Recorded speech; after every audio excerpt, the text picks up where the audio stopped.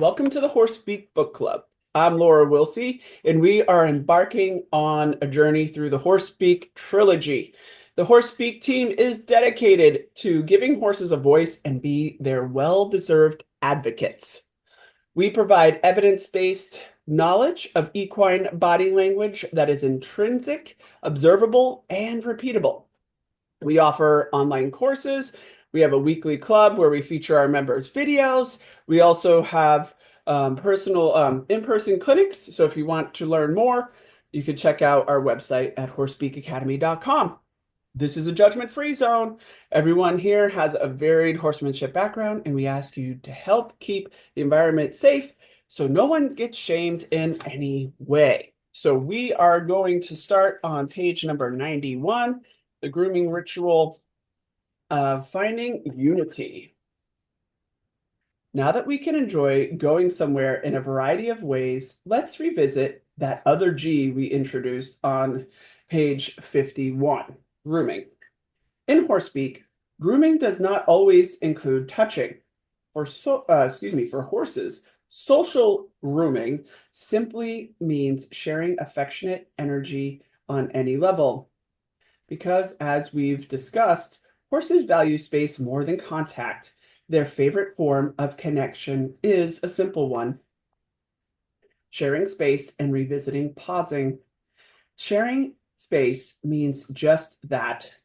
Two beings standing, sitting, or napping happily near each other in total zero. This is lovely for horses, but can seem a bit boring for us.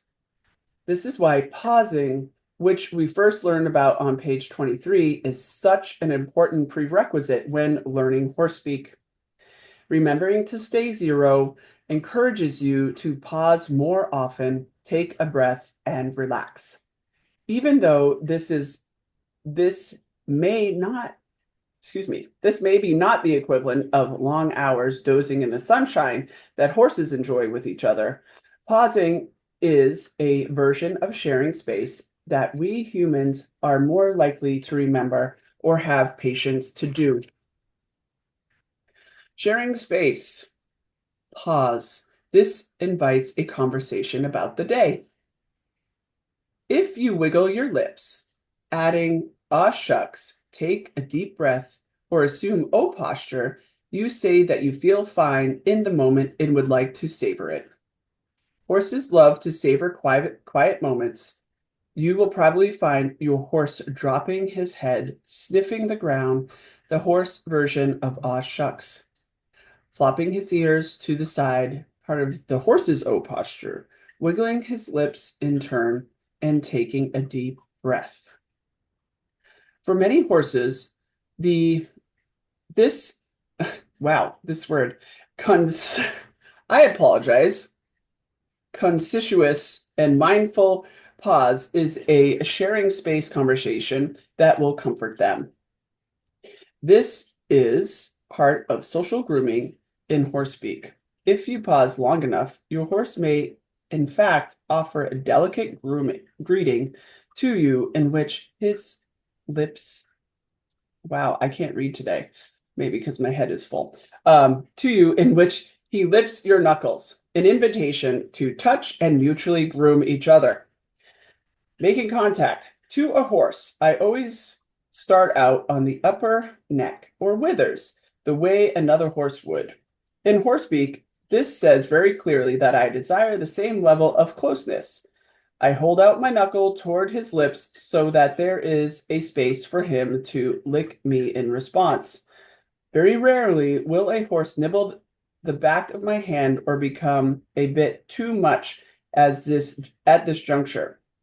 But if that happens, I simply use a go away face button to ask, or the cheek button to ask for space in my bubble of personal space, and do "ah shucks" while maintaining my own scratching on their neck or withers. When a horse is too high energy for a calm scratch, I may use cupping on the neck. And if you can see my hand, cupping is like a cup on your, like this on your hand. So it's not flat, it's a cup.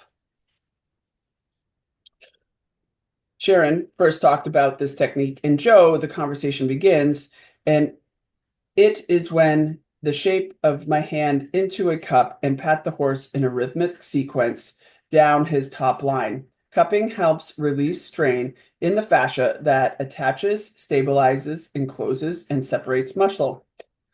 It also releases endorphins, which aid in relaxation, especially in tense horses. Reiki and Tellington Touch are two other fabulous kinds of bodywork that offer a means of connection. All right, and next is Heidi.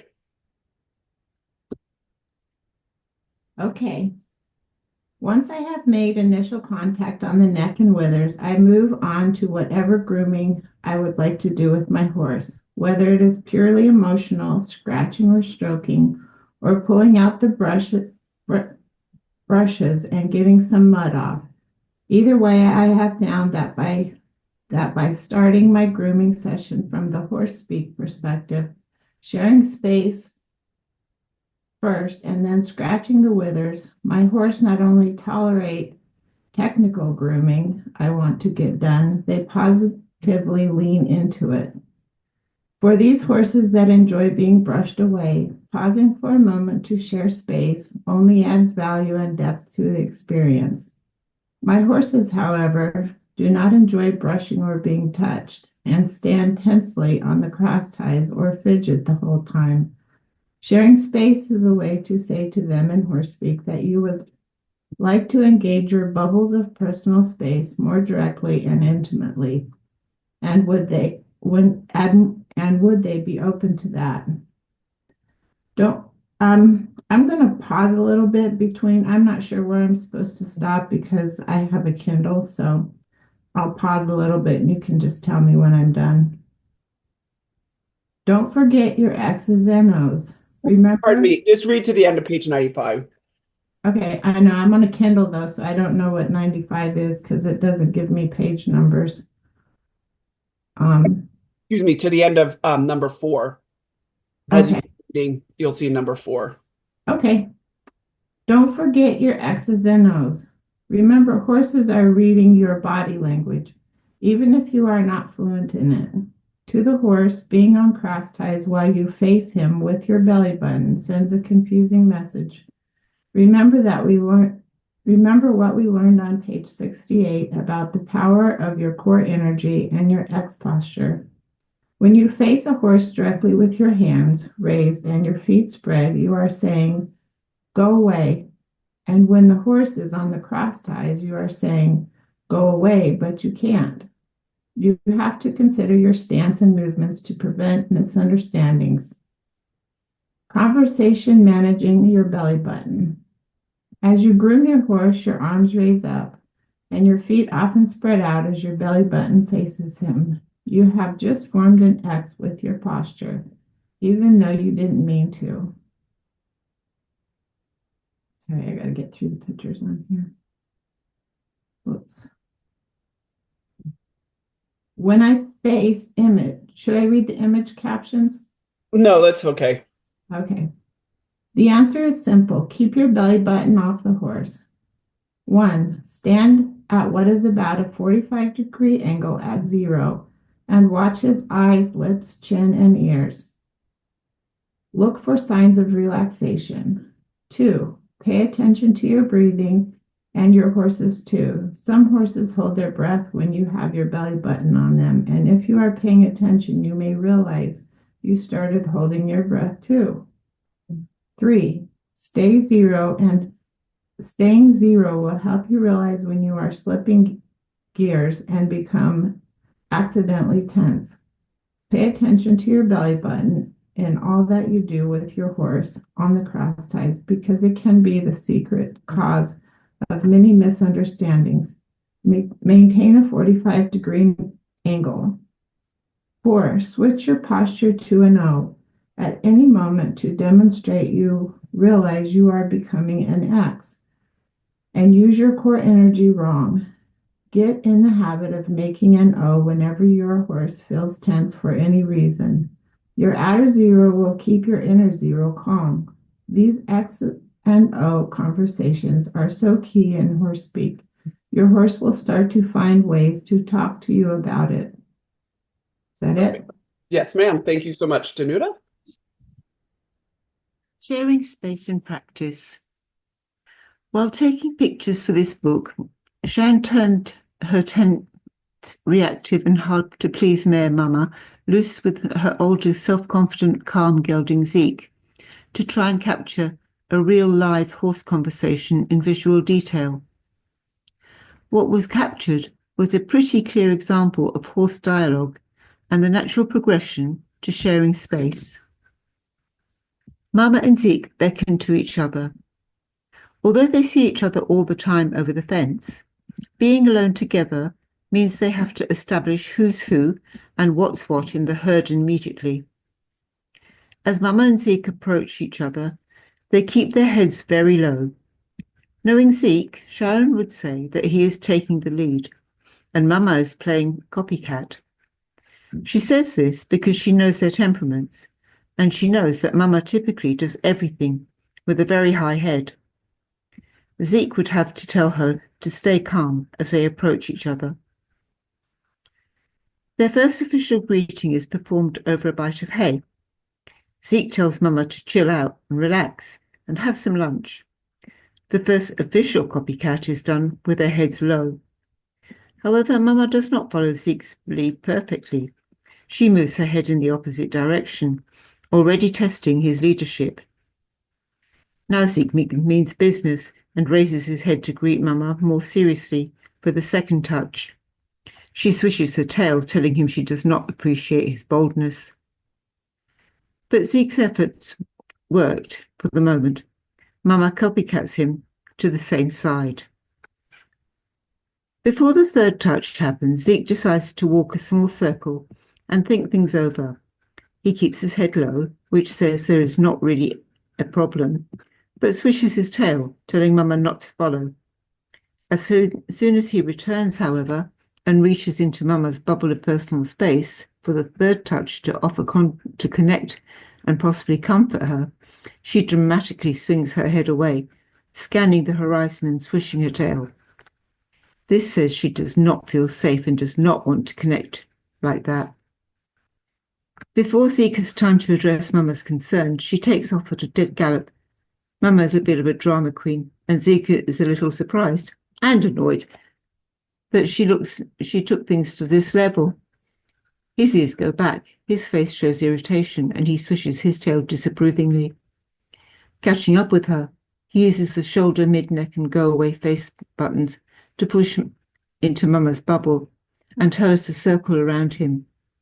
He aims his front leg at her shoulder as he exaggerates his footfalls to try to get her to match steps with him and slow down. He is really mad. His ears are flat and his tail is really swishing. Mama ignores his direction in a panic, running off even faster.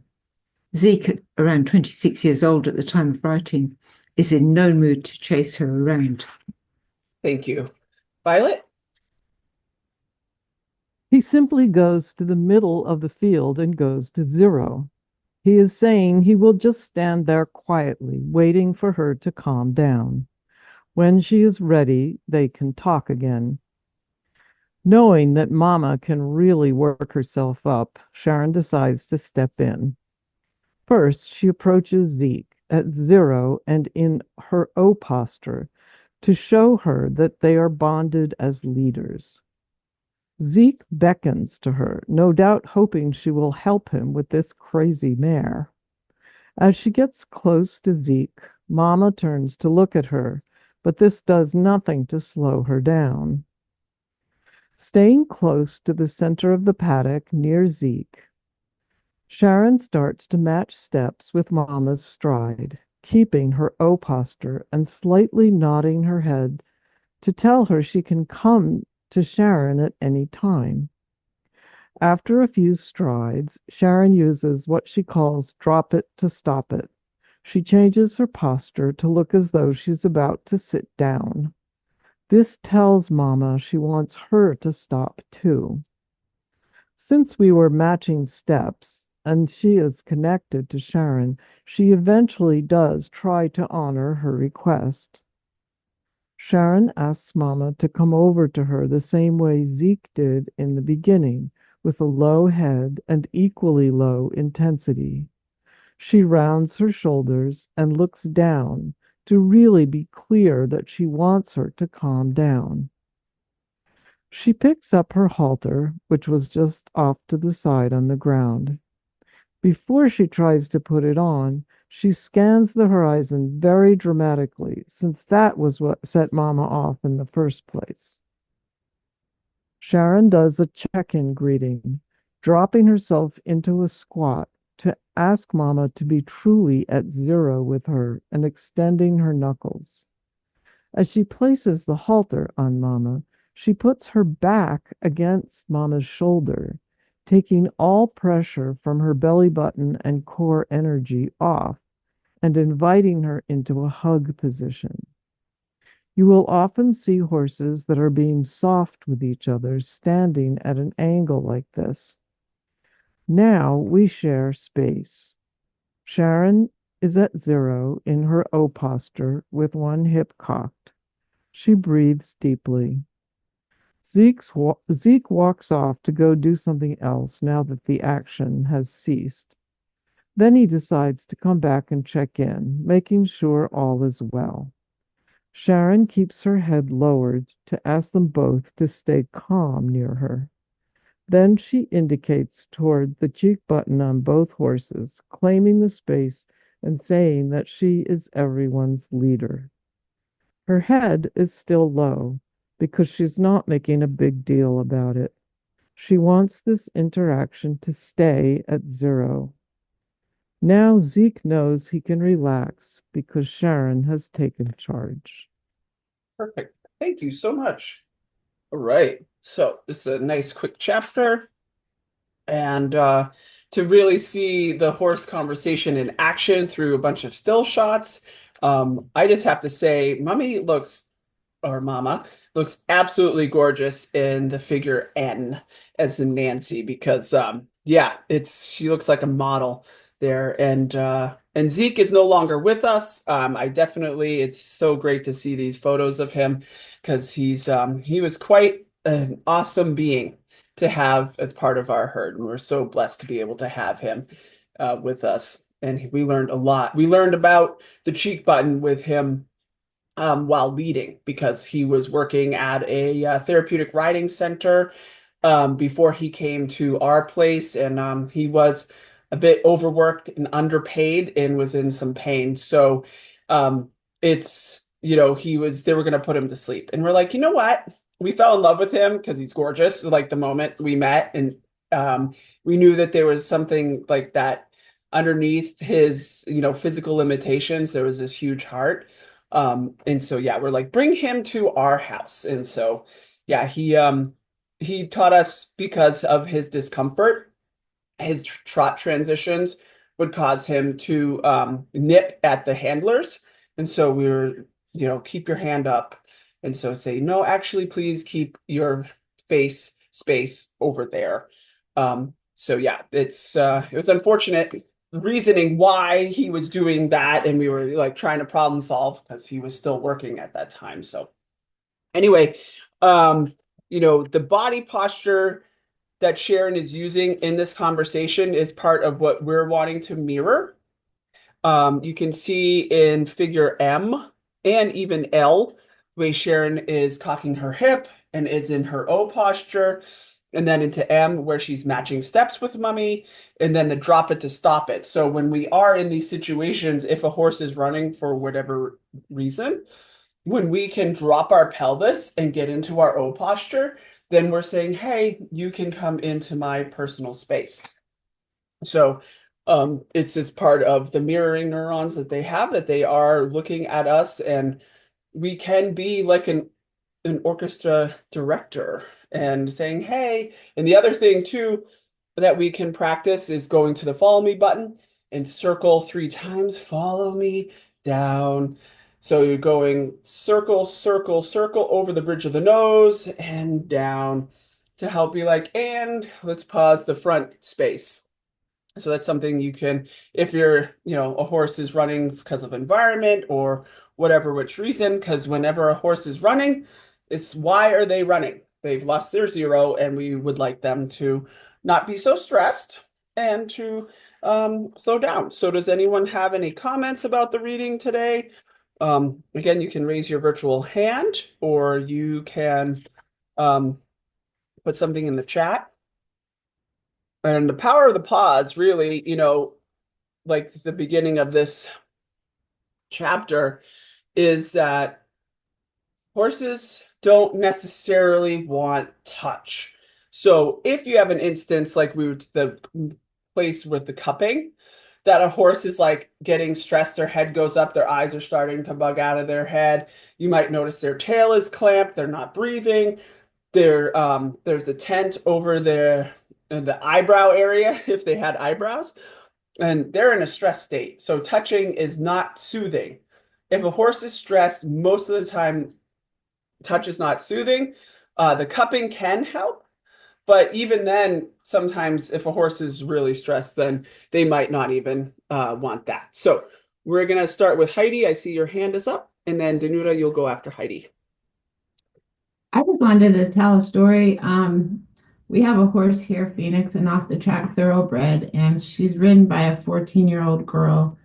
And she's very difficult to groom and saddle. And one day that the little girl was trying to saddle her up, groom her, I told her to stand like in the buddy position, and it made a huge difference. She was so excited because her horse was standing still and being calm, and she was able to groom her and tack her, and just like the other horses all calm and happy, and Yep. she just was really excited that just doing that different posture made a huge difference. This horse doesn't like you being in her personal space, but taking your belly button off her and being in an O posture, she was fine with it. So just Cool. wanted to tell that story. Perfect. Thank you for that. Yes, that is definitely a nuance. Some horses are so sensitive, and if they do have a low level of physical discomfort, then the belly button could be way too much energy for them to handle. Excuse me. I am sick, so I apologize. Thank you again, Heidi. Danuta?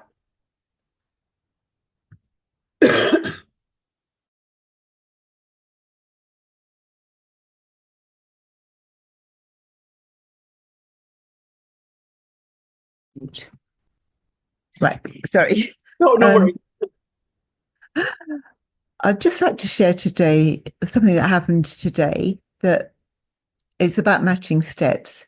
So I was matching steps with Lucy and Bethy, like in turn, and I noticed that you know how they graze around where they put a leg forward and they graze around that one, and they put another one forward and they graze around that one.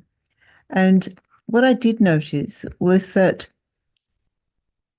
um, if you if I when I was like mimicking not just their feet, but mimicking the way their head was turning, I found that my shoulders were going, and then that helped me with the way that they were putting weight in their front feet. Mhm.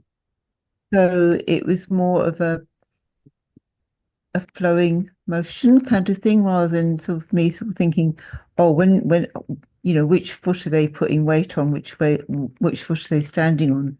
Mhm. It was more holistic, I suppose. You didn't have to think about it. Yeah, it was It's it was happening. easier to tell where they would go and which they're going to pick up next. But yeah, that was just something nice that happened today. I love that. Yeah, absolutely. Because that's the beauty of mirroring. Because that's kind of if you were just hanging out there eating, then you're in a mirroring session with them.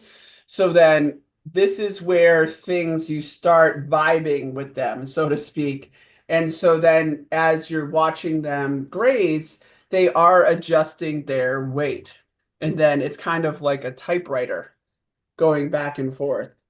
And so they're adjusting, and that's for asking a horse for to move, even at just a walk or back up, or asking even, can I have your foot, please? So if you want to clean them out, noticing where the weight is distributed, then that can help you with the pausing and the patience of like, oh, I want your left front foot, and I see that all of the weight is on that foot. So I need to wait for you to readjust your whole entire skeleton to take the weight off of that foot so I can have it, right? Because that's the thing. Um, One of the little precise details that we're having folks observe is this weight distribution. And doing mirroring is a really great way to do that. And then, yeah, you're sharing this deep space with them because you're in it, and you kind of, it's almost like a meditation. I don't know about y'all, but I love listening to horses chew because it is this like, it's this rhythmic thing. So yeah, I love that. Good for you. I'm glad you're having that experience because that's going to really bring things in deeper for you. Thank You you. can do it for reading also. So we'll see you later on the club. Certainly will. All right, thank you. You have a good night's You. sleep. I will.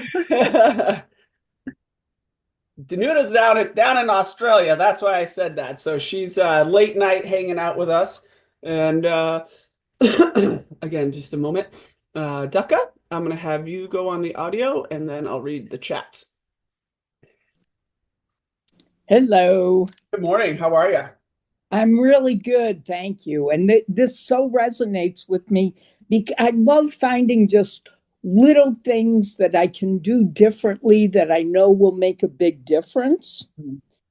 Every morning, I bring Riley's hay bag out to him. I do the same thing with Gima, and they follow me slowly. They know where it's going to go. Everybody's very patient about it. But I give them their hay bag and I go off. And after seeing the way Zeke and Mama were doing this, I'm like, all you have to do is spend an extra 30 seconds with each one of them and just have a little bit of time over the hay bag. Yeah. And usually I'll do a little grooming afterwards or something like that. But I just feel like I'm missing a really nice opportunity to share that first, that eating moment. They already have actually had some food before they get their hay bags, but I just love being able to capture all of these moments of totally low stress in my life, which adds more low stress in my life, to just bond with them a little bit more. So I really appreciate it.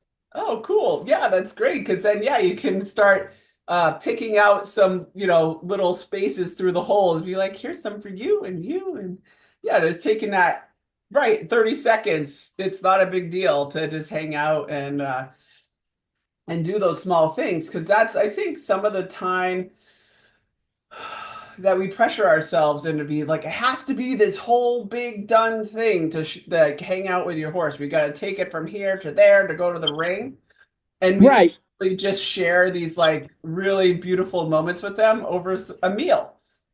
Yeah, because every one of these moments just makes a huge difference and makes an imprint on them. Like Riley always puts his foot on the hay bag so it doesn't move away. So I'm going to do that. I'll put my foot on the bag. Yeah. Yeah, that's awesome. Yeah, one of the mottos, I'm sure you've heard us say this, is like there's no ordinary moments. Exactly. Yeah. Yes, exactly. And I love just having the time at this point in my life where I can do all of these things that are really enriching. It's enriching for the horses, but it's really enriching for me. Good for you. Yeah, absolutely. Stop and smell the roses, right? If we don't have to Yeah, be in task tunnel vision all the time to hurry up and get stuff done. Even if that is the case, right? Like you're saying 30 seconds. And for those like people are, like me, I'm like, hurry up to get the next thing or whatever. But just right. for 30 seconds or a minute isn't going to make a big difference in the long run of my day.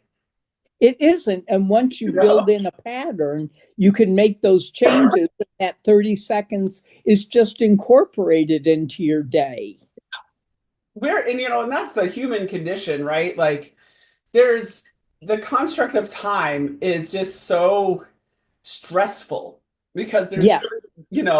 yeah, sure, we have appointments that we should be timely with and for, but it's just horses don't have that. And there is that thing of like being lost in horse time. You're out there for an hour and you're like, what? It felt Yeah. like it was 10 minutes. You just start swimming in their consciousness and it's just like the time just flies by. It's incredible.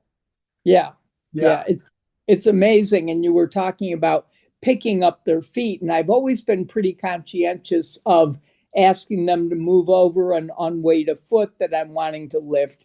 But Riley has always been such a draft horse about his back feet. You have to lift it up, you have to hold it up. I mean, it's heavy, it's really heavy. Right. And I don't know, a number of months ago, I started doing things. I guess last summer, I started asking them to lift their hind legs a little differently. And I just kind of slide my forearm in front of the hock. Yeah. And just kind of cradle it there. And Riley now, for the first time, is beginning to lift his legs and hold them up for me. Cool. That's just awesome. Because I think it's more comfortable to be asked from the front of the hock. Yeah, that makes sense. It's just really weird how gracefully he's doing it now. Well, And this morning when I went to do it, he just lifted the second foot by himself as soon as I got close. That's awesome. You built a pattern, you found a different way to ask him to lift his foot. That's really great. And the other thing, and it sounds like you have a great thing going on, and just for other folks who could have a challenge with the hind feet, if you feel safe, you can, say if you're on the left side of the horse, put your hand up on the hip on the right side, and then bring your hand down to the sit. So then what you're asking is, can you adjust your weight to the right side? Oh, nice. Off Okay. to the left. So it sounds like you have a really great thing going on. So I'm not like saying you should change anything, but just for the listeners, that it could be something they can try to get them to actually to sit down on the other leg so we can work on this leg. But I can incorporate that in and see what a difference it makes. Yeah, absolutely. That sounds awesome. Thank Cool. you. You're welcome, darling. Well, we'll catch up with you later. Thank you so much for your comment today. Thank you. You bet. All right. I'm going to get into the chat. Just a second.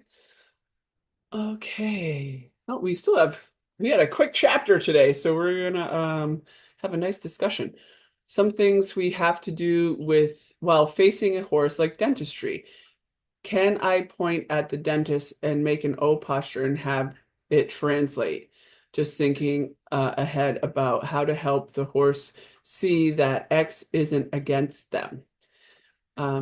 Even with the dentist dropping belly button and pelvis. Yeah, you can do a turnkey come to me, like invite the dentist to come over and have a greeting. And yeah, because the dentist is going to be, you can help to be like wither. I'm sorry, I'm having like 100 thoughts come in at the same time because I love problem solving. So you can have wither, feel good, maybe to jump up, it feels vulnerable, and we can sit down. So it'd be kind of like a diagonal line so that we can help them feel soothed. And excuse me. And they will translate that and having your O posture too. And so basically, when we're working with a professional who may or may not be into listening to some advice or coaching about their body posture, because they're just going in doing the thing, they get her done kind of attitude, we can have the horse. This is where we're wanting the horse to see us as their beacon. So meaning that you, horse, are with me and I've got you. So hold hand at buddy or girth. We're here together. And you just noticing the changes. If they start, their eyes start bugging you out of their head, you could start blinking and be like, let's blink and breathe and just be with them in the flow of the conversation to be like, I've got you, is really the ultimate goal of what you're wanting to say to them when they're being visited by a professional. And so just paying attention to what the nuances you can have with them and for them will be helpful when the dentist comes in, because yes, the dentist usually is very X because they have to come in and start doing the thing, and it is this X thing. But it's like, it's nice when you know, I mean, my dentist is a little bit taller than me. She's like close to 6 foot. She is X, but there is an O in her shoulders and in her pelvis because she is sitting down to have a good center of gravity so she can do the work that she needs to do. Because that is a tough job. Let's see here. When I am trying to match steps with a long-legged horse and I with very short legs, I find myself trying to stay in zero, but exerting energy to try and keep up, even at a slow walk. And at times I feel the horse, my friends, gets tired of waiting for me to keep up. Suggestions. So the big thing is that we do want to have the horse match us. So what you can try is getting more into O posture in your shoulders and in your pelvis, doing the sit down motion a little bit. And you might look a little bit silly, but to have them match steps with you and over exaggerating your foot, like bringing your knees up, like marching, but not like I'm marching here. It's like a nice flow. That is with one of our horses. I do get an exaggerated O and really hunch and march steps, especially if she gets environmentally challenged. I'm sitting in my pelvis and be like, nope, seriously, you're with me. You can follow my steps. And you could try shoulder palm, inside hand palm toward the shoulder, and then bring your hand like in the air from shoulder down to their hoof. Let's bring the energy down. The other thing too, before you start doing anything with your horse, especially if they are a little bit go-y, is do 3 therapy backups before you leave wherever you're fetching them. So out of the stall, out of the paddock, anywhere there's a transition, you can also do this because it's like, I am claiming the front space. I would like you to follow me. And so please back up your space. When Rocky about 6 years ago or so, he went to Tufts University because he had colic surgery. Pardon me, and he was gone for like 11 days. And we came home. He was a plow pony and he just wanted to drag a human down the road. And the only way I could get him, because he was just so, everything was, he lost to zero, really. So I had to do a lot of therapy backups before we started going together. And even when he started going, if he started, you know, marching along really fast, I would pause, do a power pivot, and ask him to back up. So that's really the biggest thing, is to just ask for a backup. And this a lean or one step. It's not punitive. Whenever we say therapy backup, it is therapeutic. It's not punitive. So please don't use backing up as a punitive measure. There are some other folks out in the horse industry that do that. That's not what we're doing here. We're just saying, and I'm claiming the space in front. Let's pause. Let's have a little backup. And we can be like, and sit down. So looking at that sit button, which is, you know, basically in the hock region, in the backside of their leg. Okay. Extra time does make a difference. Absolutely. I love being lost in horse time. It is amazing and such a contrast to the rest of my day, right? 100%. I totally agree. I love being retired because I can take all the time needed for the horses. Yes. I wish I was retired. I would spend all day with the horses. Yes, I hear you all on that. Even just owning my own business where I could, yes, go out and be with the horses, it sometimes just doesn't happen as frequent as I would like. It's like, hi guys, here's your food. I'm gonna try to have some no enrichment moments with you, but then, days happen. It's definitely a thing. My dentist will listen to anything I ask. She's wonderful. Perfect. Absolutely. I think Alexis that you've been around long enough so if you if that your person is open to it, you could just coach her along and be like, this is what the horse is saying, this is how you could adjust your body posture, things of that nature. So I think that's great. Excuse me. Let's see, a question. This winter I'm full of static electricity, right? Love that. I know this topic, so I try not to touch the horses directly, but once in a while I give them a shock. I always apologize and say I don't mean to hurt them, but is there some horse speak way to say the same thing? Yes, it's funny. I this has been a topic for me, and I noticed that I've had some personal growth things happening recently, and my zero seems to be getting deeper and deeper. And because I um, have had this shift, that my electromagnetism seems to has decreased. And I'm not shocking, especially Jagger, because she can be a little bit electric. So this is always a tough one because they do get reactive. Like you go in to greet them and then you shock them right on their muzzle. The biggest thing is it is to apologize um, to them about like, I'm sorry, I I shocked you. And so what I try to do is, try to sorry, what is the word? Discharge on something, shock yourself on a metal fence or what have you before touching them. Um, and really, if you wear gloves, keeping your gloves on, if that's a problem, you can rub what's it called? Dryer sheets on yourself too to help with the static. But just saying you're sorry and then maybe, do a peekaboo with the back of your hand. Like I go to touch them and pull it away, but in a zero way, not just like a reaction, like because then that's going to be startling to them. Um, yeah, this is definitely one of those challenges that is an accident that they can be reactive to, and to be follow me down. So 3 circles on top of the follow me button at the pole and down. Feel better at the wither and jump up button. I know that was vulnerable to sit. I've got your back, like kind of using the emotional messages because most of the time they are feeling a bit emotional about that happening. So I hope that is at least a little bit helpful. Let's see. Starting my day this way feels so wonderful. It's like catching up with the loved ones while reviewing the family friends photo album moments.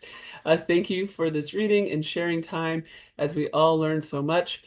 And I've got you as huge when they know you mean what you say and say what you mean. It's magic. Thank you, Diane. And Diane is actually one of our pilot program graduates. So thank you for bringing in your words of wisdom to the group today. I'm retired and I run off of I'm I'm run off my feet, right? That's what a lot of folks that I know who are retired, you're like busier than you were when you were working because there's so much extra time and you get to play so much more. Let's see. I just heard Rocky went when to Tufts and wanted to stop the sentence and get him logo gear. He's brilliant. Of course, we went to Tufts vet school. Okay, yes. That's you're funny. Let's see. Oh, Alexis, he graduated with honors too. Yes, he did. He graduated with honors and he was saluted on his way out of the hospital back in the day. It was pretty amazing because he was people weren't talking to him. He got twitched and it was just like he was just another patient there. And every horse who was going in there was like they were stressed. They had colic because of being just in stressful environments. So he actually had some rocks that had worked its way through his intestine, so he was actually septic. So it wasn't because of stress; it was just because of some old rocks that were in his that got stuck in his intestine. It was so crazy. Um, and thank you to PJ, she actually helped get him home back in the day. It was so long ago at this point. But yes, he graduated with honors, and everybody was there escorting him out, seeing him out of the hallway. Let's see. Thank you all for your comments today. We have about 9 more minutes. I find that when I take their blanket off, I need to try to discharge the static because the action of the blanket moving across their coat creates static. Yes, absolutely. This is definitely one of the reasons why. Yeah, because they're, taking the blanket off. They have it's like a cat, right? That's the static electricity. So yeah, just discharging yourself is just being conscientious of it, that the static is going to happen in the winter, unfortunately. The horses have been reactive to my static electricity yet, but my fellow humans are. Yes. I definitely have this thing. Oh, thank you. I was thinking there was some kind of product, so thank you, PJ, for bringing that in. Miracle Groom Shoshin helps with static. I spritz my hands before handling horses and spritz under the blanket before I take it off. Perfect. Let's see. Brilliant idea. Thank you. You're wearing my favorite shirt again. I need that shirt. Yes, I know. I am wearing the shirt. It's on my list of things to do to get stuff up on the website so y'all can buy it. So I'm gonna figure that out. So you can get some shirts to wear to talk about, show that you're supporting Horse Speak. So anything else about the grooming ritual and stuff? Because again, this is, with grooming, these photos are really great to check out if you have a horse who is feeling overwhelmed by your belly button, because if you can see in these top photos, is that Sharon's core, especially like here in this one that you can't really see. All right. That and I'm looking for those who might not be seeing the visual, page 94, the top images, that your core is ending up right at the backup button. So then if you do have a sensitive horse, then they're going to be like, oh, your belly button is telling me to back up. So it's these little things that, depending on the horse and depending on the human, we're trying to, give everyone a lot of tools in your tool belt. But it's just like, what am I doing in part of this conversation that could be affecting my horse? So let's see. Have you ever thought about making patches that we can sew on our current clothes? Yes, I have thought of this. So thank you, Suzanne. We're going to add that to the list. Because yes, I was just thinking back in the 80s, everyone had their patches on their jean jacket, collar up, pins, all that kind of stuff. So yeah, we could definitely get some patches too. Oftentimes I will present a brush or tool to the horse, asking them if they like or not. If they turn their head away or push it with their muzzle, it seems like they don't want it. Is that true? Yes, I will let you know about that when we get the shirts ready. This is Joe. So if they're pushing into a tool, there's a lot of nuances within that, and that a lot of times they are saying yes, like, yes, I want that. And then if they turn their head away, then they're popping their shoulder and be like, yeah, start grooming here at my shoulder. So looking at the facial expression and the feeling, your body scan, but really looking at the facial expression to see if they have, stress markers in their cheek, in their muzzle. So if they're lipping it, it's more, or touching it, they're like, yes, this is, I want this thing. So if they didn't want it, they would leave. If they were on cross ties and things, they would probably raise their head back and have more of an X posture. Um, so yeah, if they turn their head away or push it into their muzzle, it's like they're trying to take it in. Like, yes, this thing, let's get to work.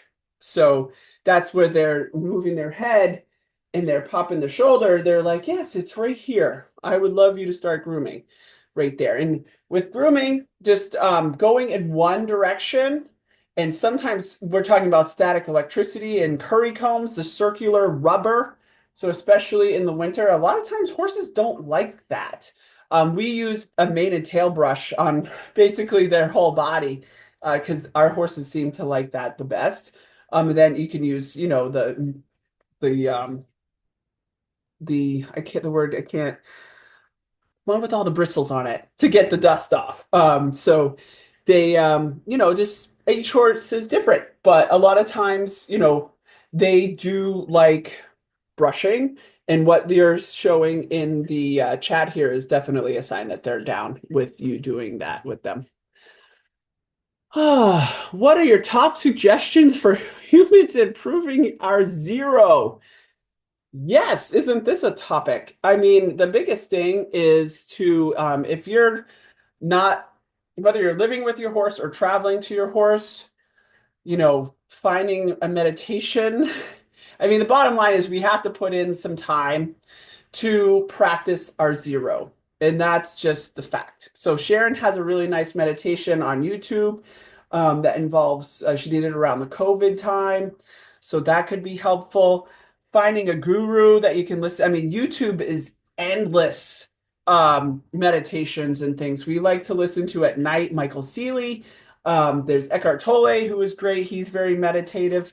If you want to go existential, you could go into Alan Watts and be like, I'm going to open up to the universe. Ram Dass, listening to different frequencies of music. So it really is a daily practice. Taking a bath in the morning with Epsom salt and doing some kind of mantra. So there's so many different ways. It's not a magic button for each person. I mean, I do a routine in the morning. It's really important for me to shower or take a bath or do something and just be before I get up and start my day. If I don't do that, then I know my stress levels can escalate. So it's finding what works best for you. And I can be just run around and do a lot of things. So I have been over time able to meditate longer and be in those places of people talking about these amazing visions and things of that nature. But it's taken me, some time to be able to do that personally. But the folks that I know that it's just time. It's the practice. One of our mantras is like, put in the time, do the drills to get the skills.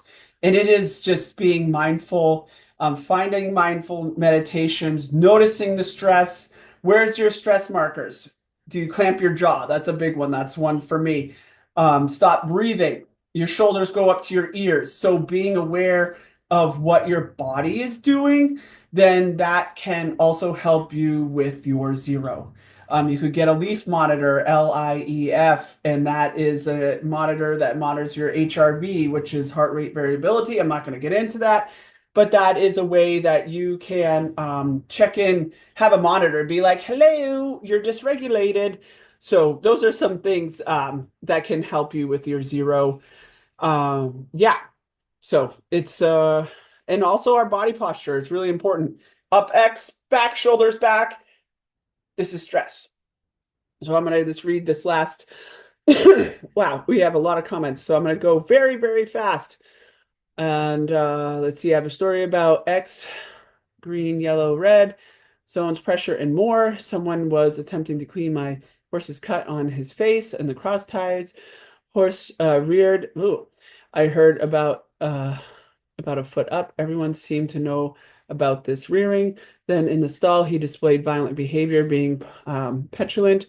My first thought, never should have gotten to that escalation. Yesterday, someone was talking about it again. I began my speech, and as the horses stood in their stalls, this is how they are calm, hanging out. They don't want to be stressed, etc. Went to my horse. This is how he is as I stroked under his neck. Ow, Joe. He let me rub and rubbed on my hand and his forehead with the cut. I totally felt the support of the horses. Interestingly enough, that's awesome. So you've been showing up, talking to them. Your horse is a mentor. So, this is a case where people are not reading their body language or, what they're doing to the horse. And this is a due to. There's no reason for a horse to rear, especially on cross ties. It's so dangerous. So they were too much X, all those things. And yeah, this is the mission of Horse Speak, y'all, is to have people not just plow through all of the signs and wonders that the horse is getting stressed out. And they're ready for they like to indicate. I do the same. I'll lower my mule to the hairbrush from the from the 80s with the hair pocket under the plastic bristles, loves it on her whole body, likes everything. Sometimes I think I was zero and then became more aware of it. It's totally helpful. I like guided vagus nerve focus relaxation. It helps me to hear someone tell me what to relax and does work for hours and hours after my zero is better. Zero is largely about removing all the thoughts that prevent zero. Yes, those limited beliefs and the murmurs. Yes.